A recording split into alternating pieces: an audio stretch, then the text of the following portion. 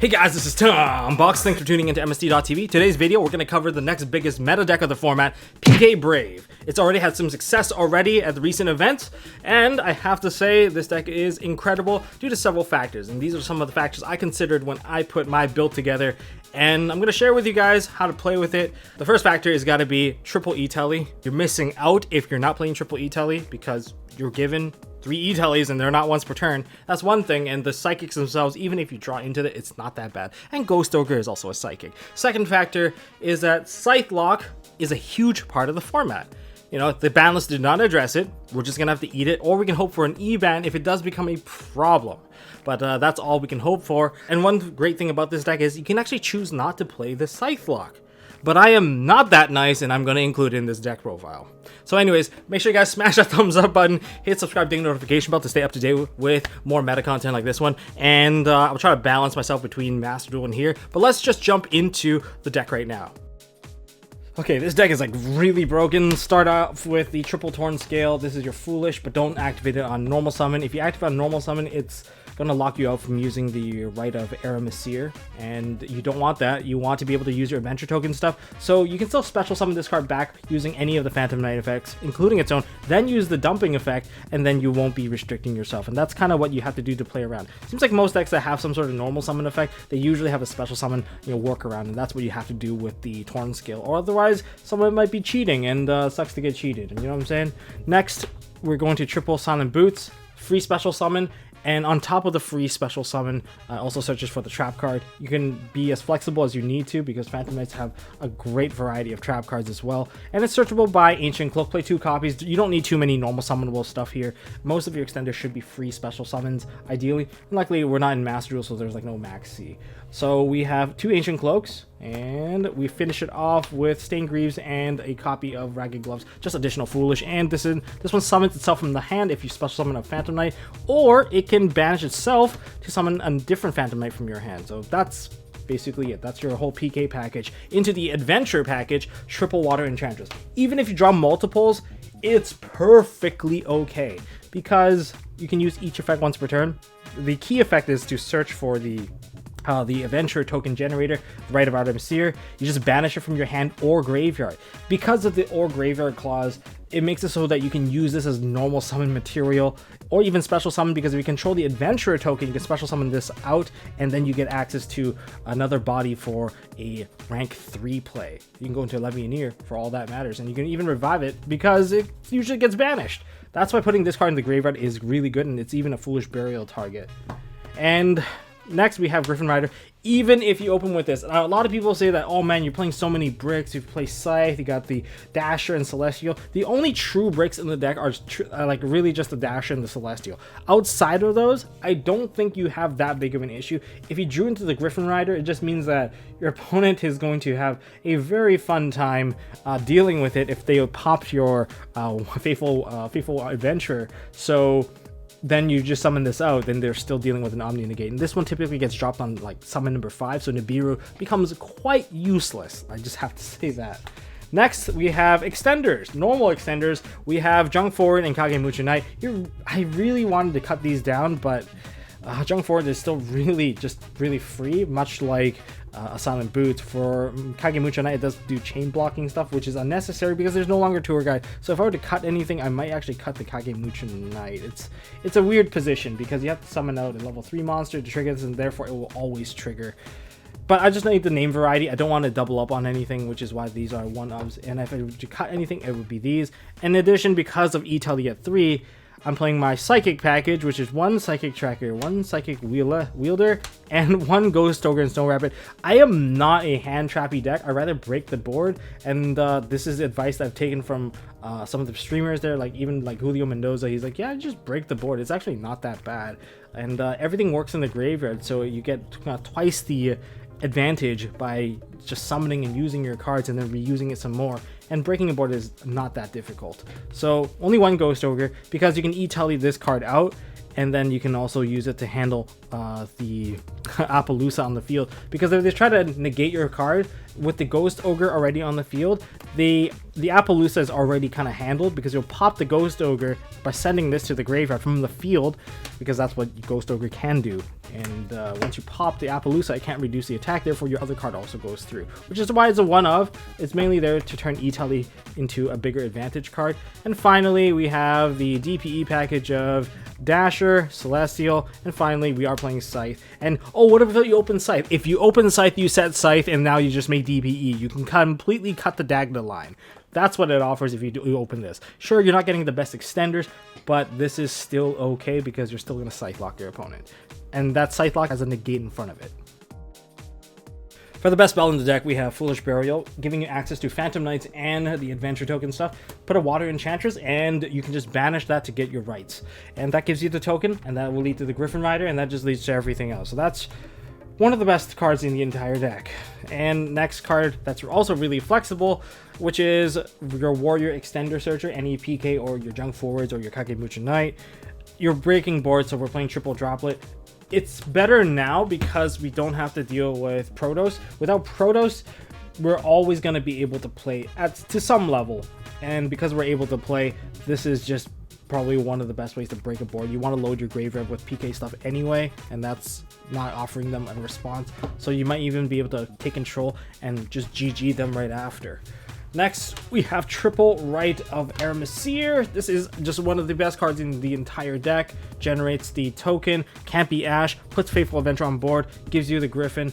If the Griffin part gets ashed, then all your other plays not getting ashed. So yeah, I mean, it's a lot easier to play with, and you're still going into DP at the end of the day, so let's just face it. Giving yourself a layered negation is one of the best things to do in Yu-Gi-Oh! One Faithful Adventure. This one's an actual brick, I have to say. You don't want to draw this, but you get to use it even if you draw it, so I guess there's 3 bricks in the entire deck. We have one Draco back. You're just activated to bounce like some card on the field as long as you equip it to like the Adventure token. And if this card gets sent to the graveyard, don't be afraid to add this card to your hand with Faithful Adventure. If you add it to your hand, then what's going to happen is when you discard it for like say a PK, the Torn Scale, this is going to equip itself onto the Adventure token. That's why you can even use it as additional resource. You don't have to equip directly, but you know you can, but putting it in your hand is sometimes just a little bit better. Triple E-Tully, you just can't complain when there's triple emergency teleport. This card is free and not once per turn. Even if your cards get banished, it doesn't even feel that bad. Double Fusion Destiny, and that kind of sums it up for all the spell cards, because of course Fusion Destiny got hit by the ban list. And to finish off the main deck, we have the trap cards: 1 Wings, 1 Shade Brigandine, and triple Fogblade. That's it. These are just nice extenders. You don't have to play Shade Brigandine, but sometimes if you open with like too many boots, having this does help out to kind of push into the Rusty, which can help you extend your plays and maybe set up your Fog Blades.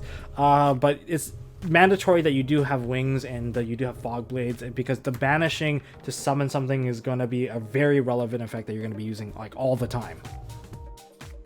Now, as for the extra deck, there's a little bit more flexibility depending on whether or not you play the Dagda package to go to Scythe, and the other flexibilities. Even if you do play it, there's certain cards that you probably won't miss if you cut it, but having it just gives you, I guess, a safer feeling, or you can still continue to combo and let you grind better. But anyways, let's get into this. Starting off with the Cherubini and Rusty combo. Remember that you're only really playing with 3 main monster zones once you get the Brave token stuff out, because you'll have the Griffin and you'll have the Adventure token.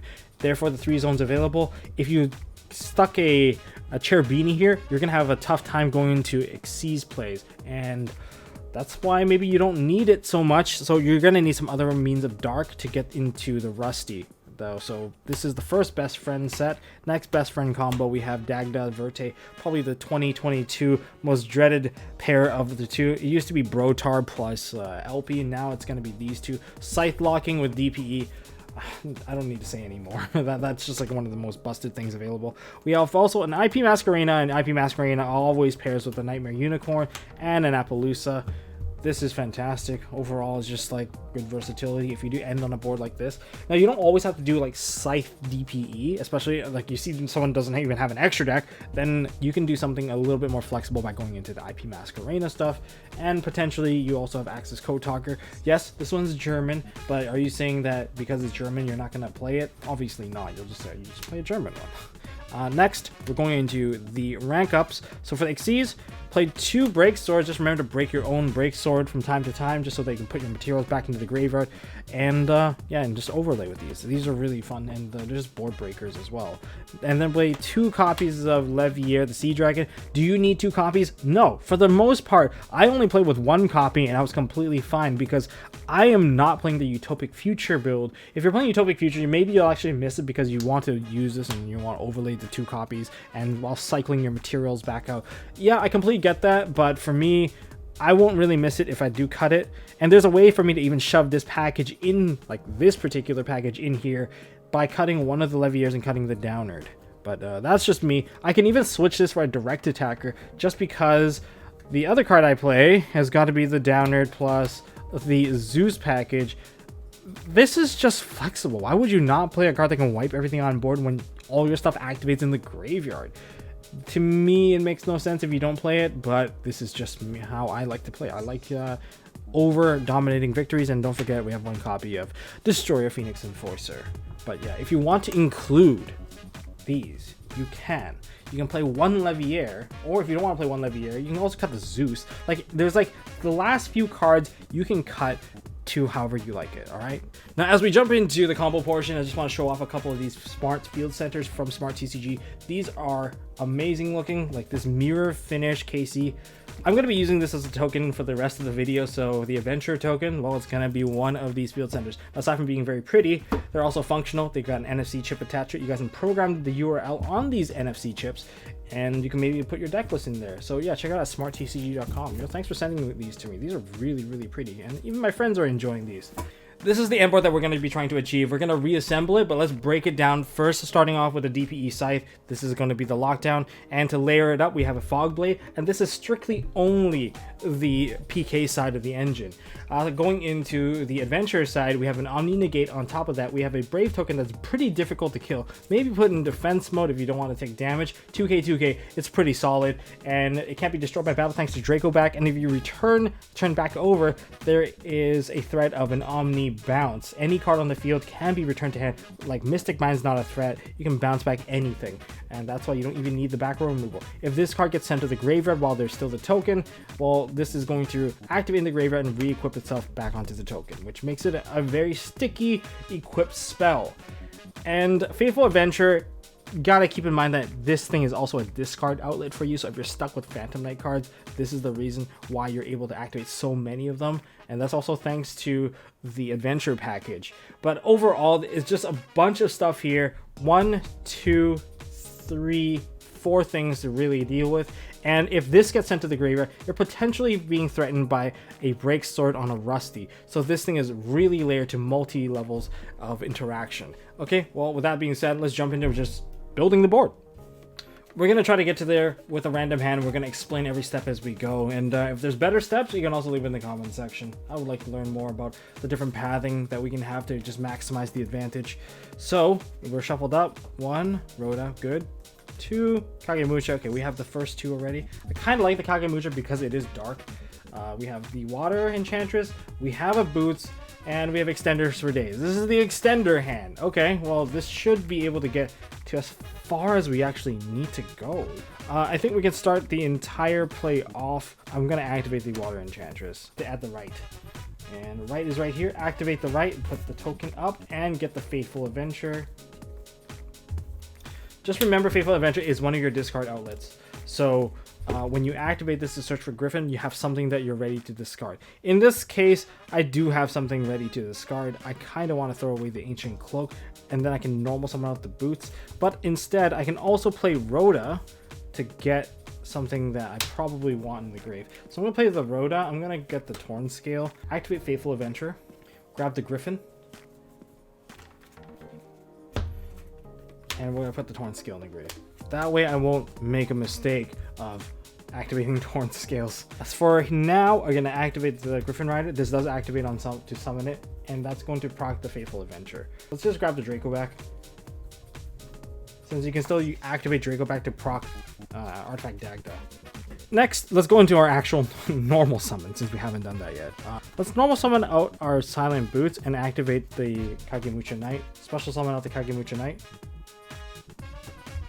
Put these to the graveyard. Link summon into Cherubini. Activate Cherubini effect. Let's see what we get. Let's put the gloves in here. Put the gloves there. Activate Boots. I'm going to search for Wings for this one. This is going to result in Torn Scale activating and summoning itself out. That's fine. We're going to activate Torn Scale because it's now special summon. We're not locking ourselves out. We're going to dump into the graveyard the Wings. Greaves. Where's my Greaves? We do have additional special summons thanks to the Wings being in the graveyard. And I don't want this banished just yet. I want to overlay with this, so I'm going to activate my my Wings. Special summon out the Ragged Gloves. Overlay these two. Going to Levier. Levier effect, put the gloves back in the grave. Special summon back my Boots. Going to Link summon Rusty. Activate Rusty's effect. We're going to set to the field Fogblade probably. And for the graveyard, we're going to put in... I'm going to put in an Ancient Cloak.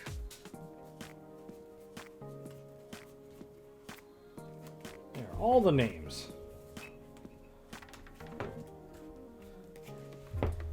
There's our Fogblade. So we got the Fogblade, we got the Faithful Adventure, we have the Draco back in hand, and next we're going to activate Ancient Cloak.